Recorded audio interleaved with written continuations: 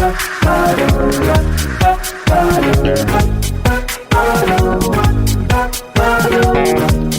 this is Carrie from Wrap Your Head Around Silks. This is the Expecting Aerials podcast, now with the Digit Network. Thanks so much for tuning in. I cannot believe this, but this is season 5. So thanks to you. This is a thriving podcast reaching the corners of the world, all the women out there, and I'm so excited and proud to be with you. If you haven't listened to the Artist Entrepreneur podcast, my new podcast with Noah Dock and Amanda Ritchie, please check it out. It's going to be on this feed on Thursdays. We're 3 artists navigating our businesses. We have so much fun. Please check it out. It'll be in your inbox on Thursdays. And just announced September 26th to the 28th, I'll be at NECA, the New England Center for Circus Arts, for an 11-hour weekend silks immersion. So it's a retreat-esque without being a full retreat. And I'd love to see you there. It's picturesque Vermont. And I have just a handful of spots left for June 21st through 28th with suite retreats in Oaxaca, Mexico. Roll it out every Sunday and Thursday. I have some different times to accommodate my Pacific people and my East Coast people.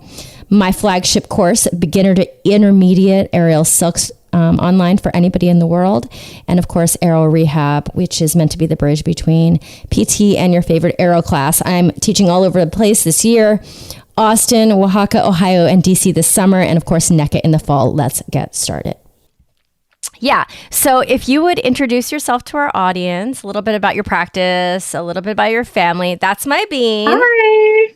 You're so big. Oh my God. Yeah. I don't like expecting aerials. You what? I don't like expecting.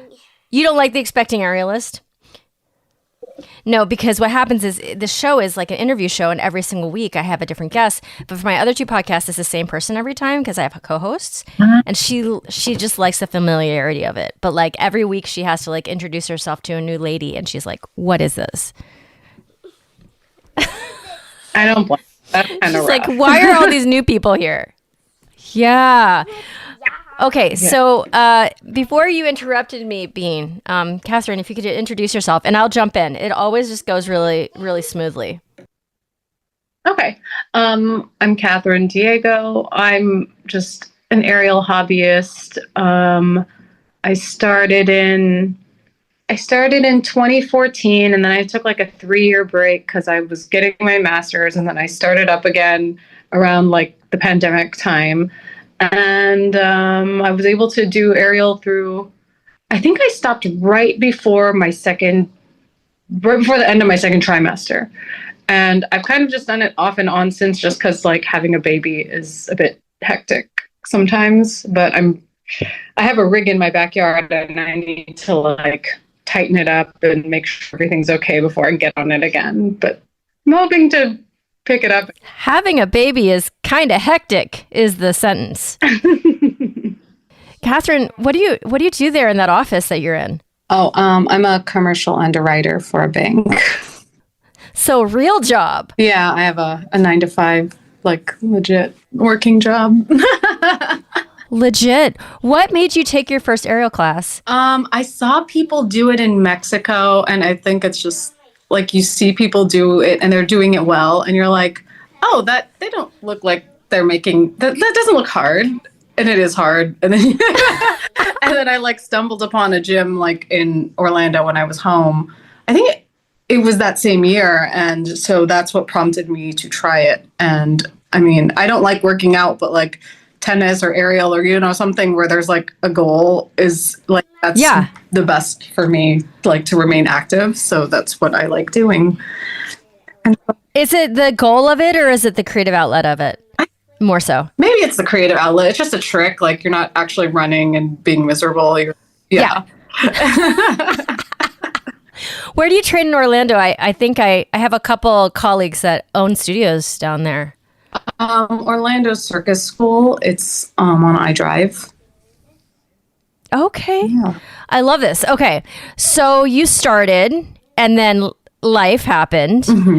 And then, so you actually have a lot of years of being a hobbyist under your belt. When you got pregnant, was this a planned pregnancy? Yes. So we went, we had IVF, and during the process, I I would stop whenever they like said, don't exercise too much. And when I heard about like ovarian torsion, which sounded awful. And I was like, I'm not going to put myself through this situation and maybe mess myself up just because I want to try to do aerial.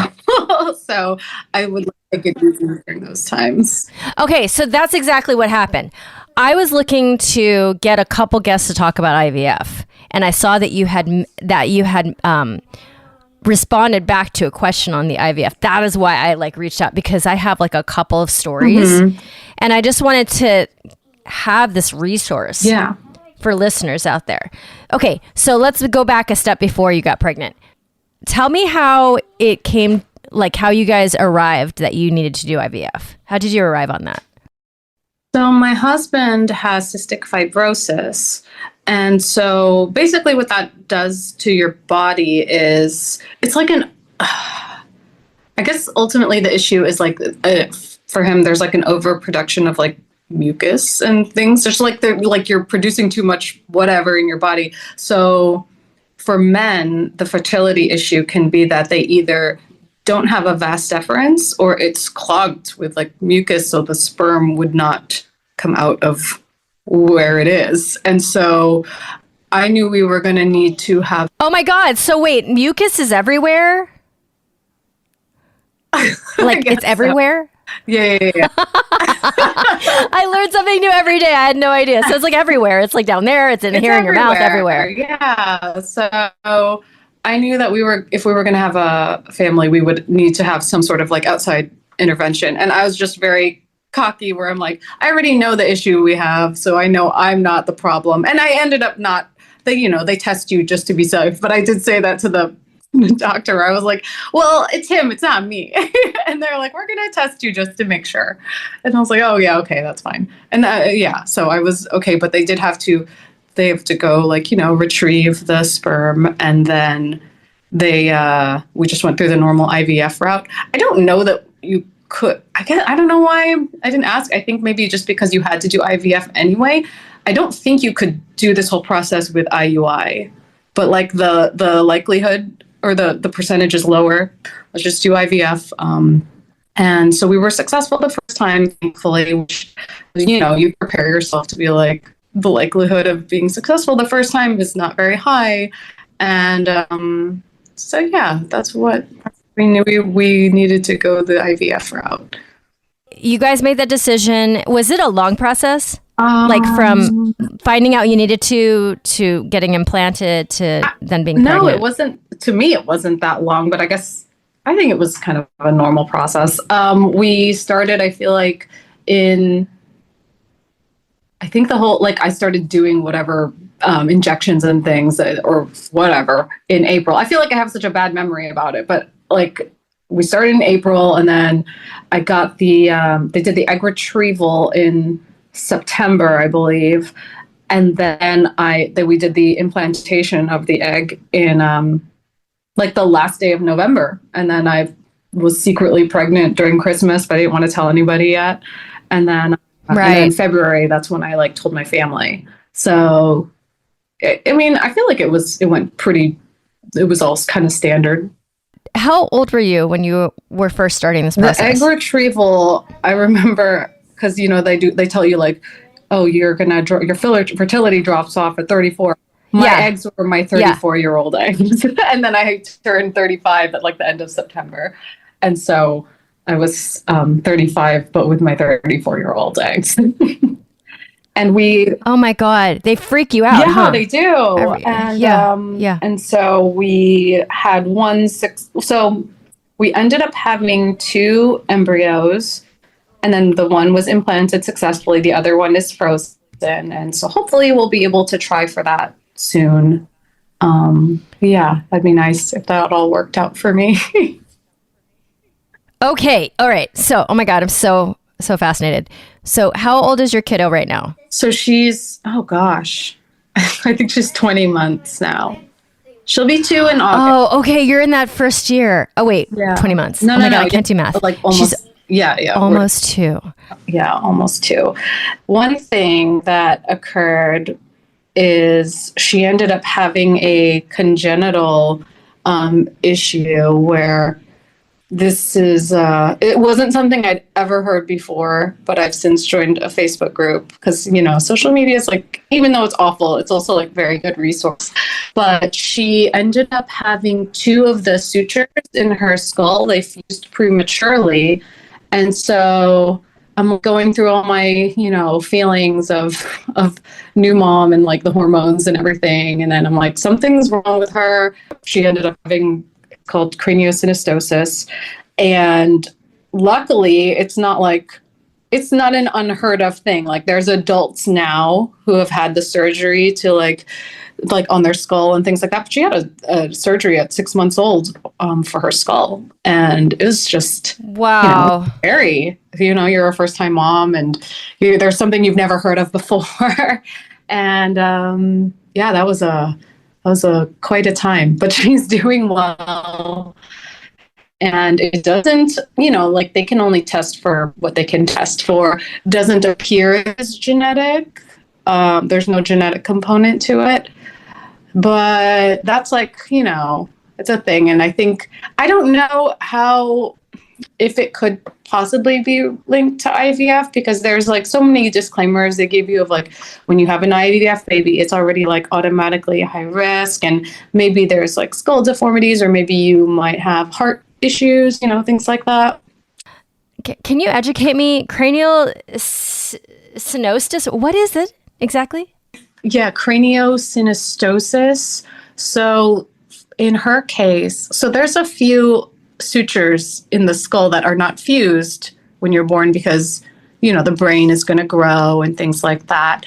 So there is a very common one, which is sagittal, which is the, if you were to look at the top of your kid's skull, it goes from the forehead down to the middle-ish of the back of the skull.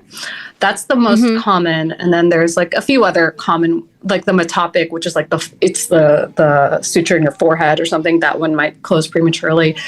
So there's a few different ones, and sometimes there's multi-suture. And so my daughter had multi-suture because it's her coronal suture, which is if you had a headband on your head, that's where that suture is.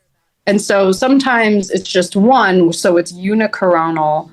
But for her, it was bicoronal, so both sides, left and right, they fused early. Oh, so that means she can't grow. Is that what it basically means? That she can't grow normally? Mm-hmm.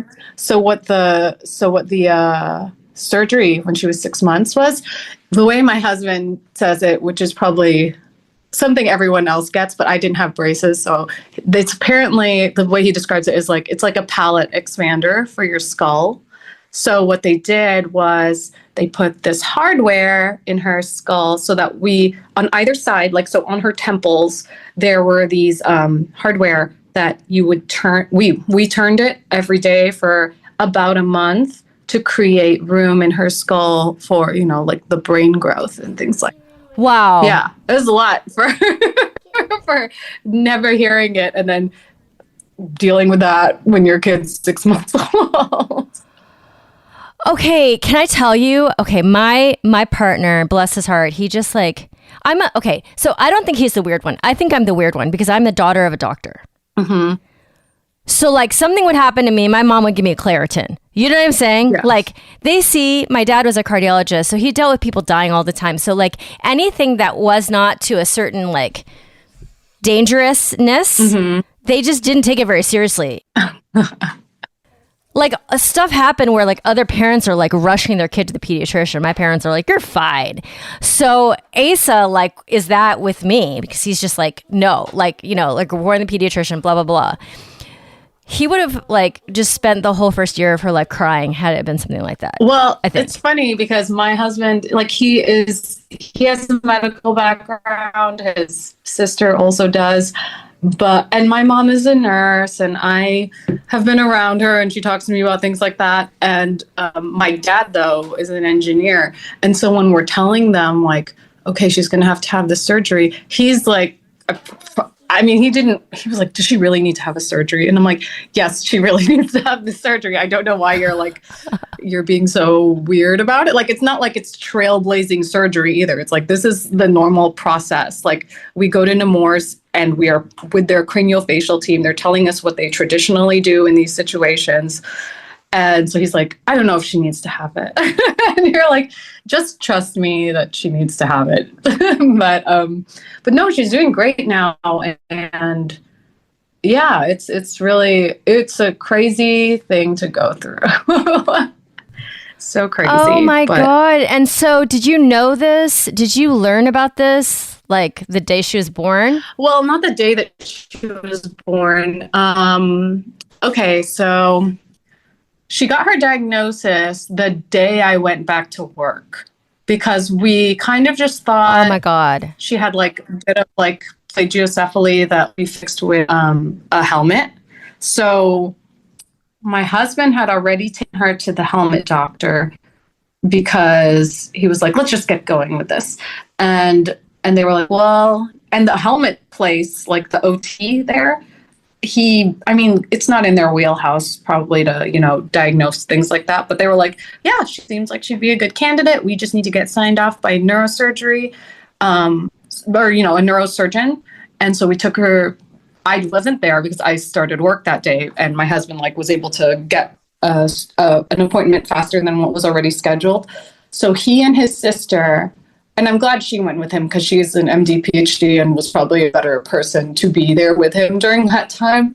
As soon as the neurosurgeon saw our daughter, she was like, oh, no, this isn't going to get fixed by a helmet. She has craniosynostosis. So it was good that he was able to move the appointment to the day that I couldn't go because she got seen by the neurosurgeon versus like the assistant or the PA or whatever it is, because that would have delayed the diagnosis. And she was 4 months at that point. Wow. Did it feel crazy to have to go back to work right then or no? Oh yeah, it was crazy because I'm at work and I was about to go upstairs to one of my boss's retirement party, and I got a text from my husband of no. I got a text from Nemours that was saying oh, we need to it was about an appointment, and I was thinking, why are we having another appointment? And so my husband texted me and was like, hey, we are going to need to talk about the appointment that just happened. And then I was like, oh no, we're going to talk about it right now. And so I found out about her diagnosis and I'm crying in my office, and then I go upstairs, and then people think I'm being emotional because I'm back at work and not with my baby. But prior to that, I've been fine. Yeah, I don't think I told my coworkers until I had some time to process it and things like that.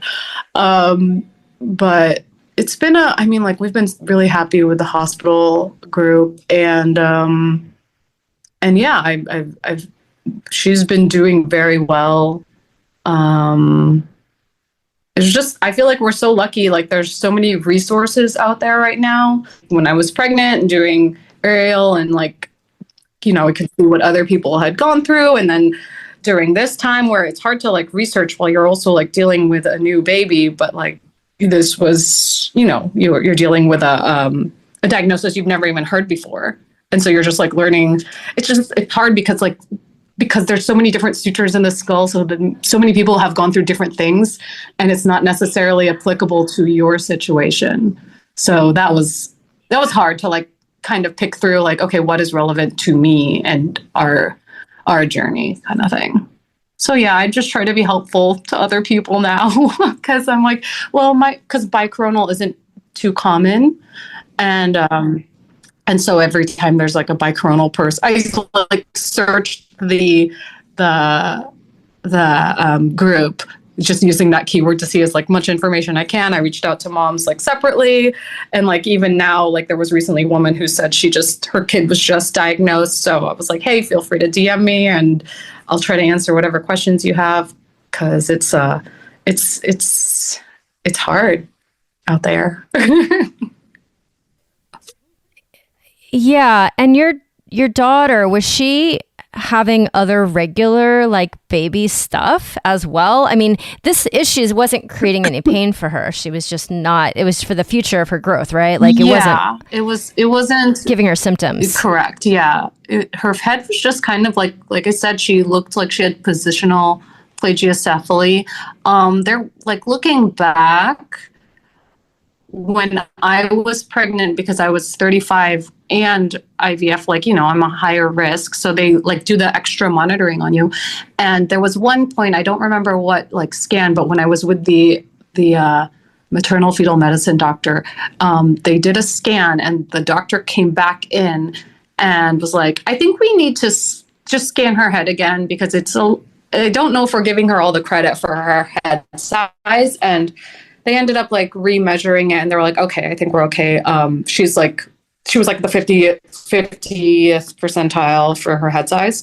But when you like look back on it, it's like, oh, well, maybe the sutures had already closed at that point. And we don't know. I mean, I don't really know. But I also ended up getting a C-section, which I'm like so glad for, because I'm like, well, what if they had closed? It would have just been a problem trying to like give a natural birth, right? Because the skull might not like, flex and bend the way you'd expect it to. I try not to think about that because that would be awful. Yeah. Let's go to that. Let's go to that. How did you end up with the C-section?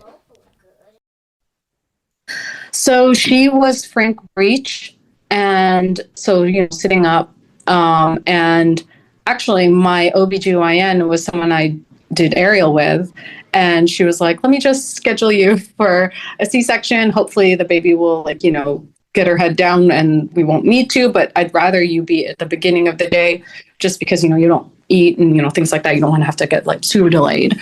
And so the baby never flipped, and so that's why we ended up getting a C-section at 39 weeks. Yeah. 39 weeks. Now, how does that happen that your OBGYN, through aerial? Oh, because I think she started the same year I did. Oh, so she was like a student alongside you. Yeah. And she doesn't go, I don't think she goes too often anymore. I mean, I also haven't been too often either. But I graduated from my IVF clinic, and he was like, okay, you need to make an appointment with your OB at like 8 weeks or whatever it was. And I couldn't get into the person that I was seeing from like my normal checkups. So I was like, oh, let me just see if she has any availability. And then I told her about it, and she was like, oh yeah, I think we're free in August. Or, like they don't have too much going on in August yet. So yeah, she put me in. And so she's the one or the majority of my monitoring and appointments, but her partner is the one who ended up performing the C-section, because there was just like, that wasn't her day to be in the hospital kind of thing. But I met her enough that, I was comfortable. It was nice. It was a good experience. And also she'd be in class with me sometimes. It was funny. Oh my God, that's amazing. So you said you were in class up until your second trimester. Did you say that, or did I make that up? No, I said, I think it was like at the end of my second trimester. I don't know. I just like, I felt really, my head would just feel so like blood rushing to it all the time, that I was like, I'm just going to stop, and I'm getting very tired, and this isn't, I mean, like, I'm not trying to be a hero or anything. So I stopped when I felt like, but I also wasn't good at like just generally being active, which I probably should have gone for walks and things like that. But I was just so uncomfortable and so swollen. Like I gained 40 pounds during my pregnancy. And I feel like a lot of that was, I don't know how true it is, but I kept telling people, I was like, I think most of it is like just water retention. And when I finally released all that, my legs were sore from being swollen. It was crazy. I'd never felt anything like that before. Okay. You mean after postpartum? Yeah. Postpartum. Yeah. Did it give you peace of mind even when you were at the very beginning? Like, you didn't want to do your training all the way through, but even in the beginning, did it give you peace of mind that she was there with you? Yeah.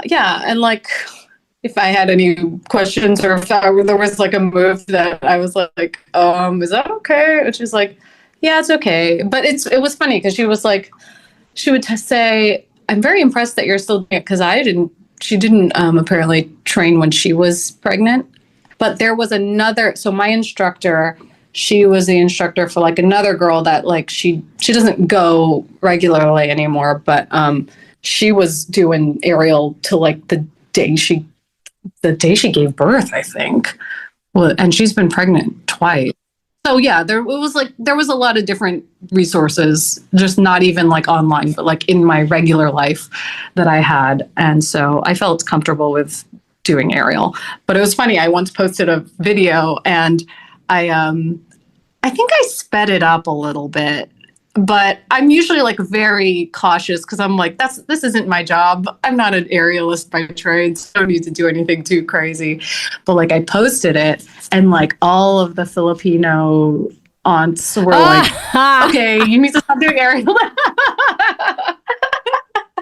It was funny, but also like very annoying because people would say like, maybe you should do running or do this. And I'm like, I can't pick up a new thing. I'm not going to like start running and put myself in like a precarious situation. Whereas like I'm doing aerial. I have resources of people who have been pregnant and doing aerial. My OB's with me and during some of the classes. I think I'll be okay. So yeah, I was fine. It got very exhausting. And I was pregnant during the summer and I would try doing it on my outdoor rig.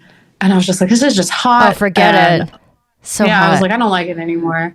So that's when I stopped. But I think I gave birth in August, and then the next time I went to class, I think it was like in October, and it was fine. I don't think my big worry, because on your podcast, I've heard people talk about diastasis recti and things, and I was very worried about that. But I don't think I ever like that. I don't think that was an issue for me.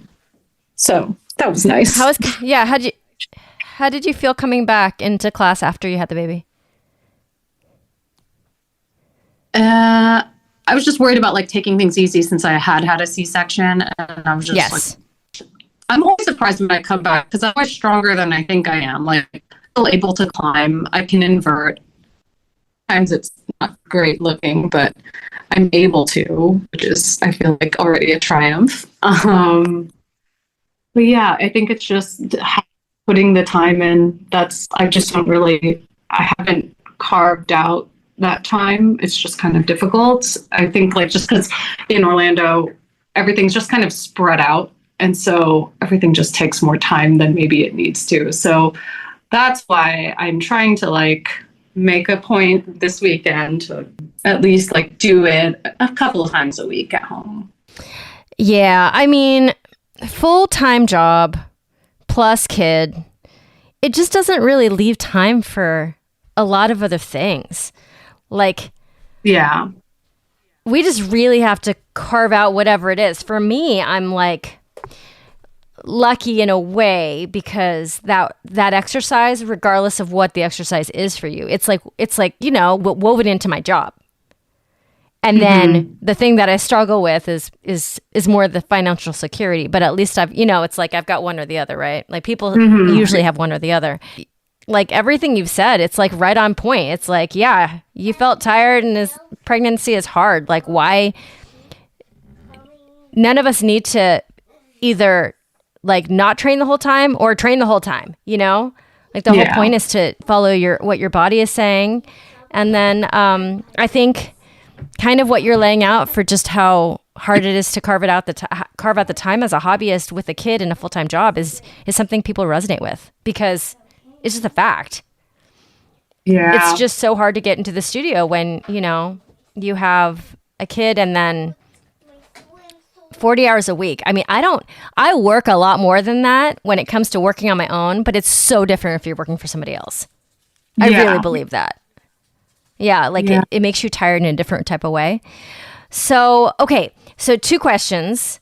Number 1, can you imagine starting the IVF thing for number 2 anytime soon? Like, was it, because it's not just the pregnancy, it's the whole process. Like, does that make you like, what are your feelings about that?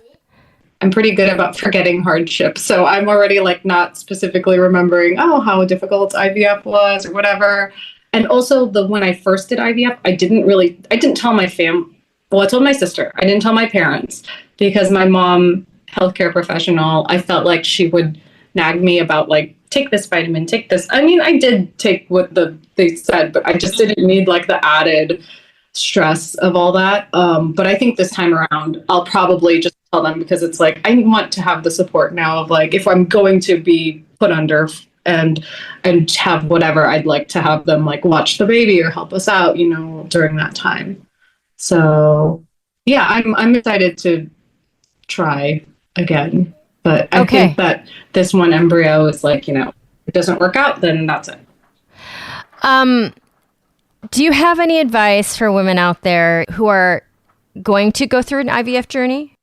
If you're going to be going through one, I think just try to be rooted in reality and also like don't overextend yourself. So before you start, maybe like talk to your partner about what the hard stops are. So like, for example, my husband was like, okay, if we're going to do this, let's say how many cycles we want ahead of time, because it's so, from what I have read online, the IVF subreddit is, I feel like it's a little crazy, but some people, they like just, it's already a financial commitment to have a kid. And then you're doing IVF on top of that. And some of these people, I feel like they don't make very good financial decisions. So I think before you get in, know what you want to spend or what local amount you're going to do, something like that. Sorry if I'm taking it at like a weird cerebral point or something, but I think you should make those decisions before you're in it. It's important. Yeah. My listeners, if you would honor me with a 5-star rating and a review, I would appreciate it forever. It is the hardest thing about being a podcaster is to get your podcast out to the people who want to listen. So the best way to do that is to have a good star rating and like, you know, just ride that algorithm. So I really appreciate if you guys would just open the Apple app and leave me a review. It makes such a difference. I appreciate you. I also have Greener Grass with Digitent Podcasts with my friend Kelly McVeigh. If you want to hear my voice twice a week, it's there for you. It's light, it's heartfelt, and we bring on some really amazing guests. All right, my friends, over and out. This is Carrie from Wrap Your Head Around Silks. This is The Expecting Aerialist.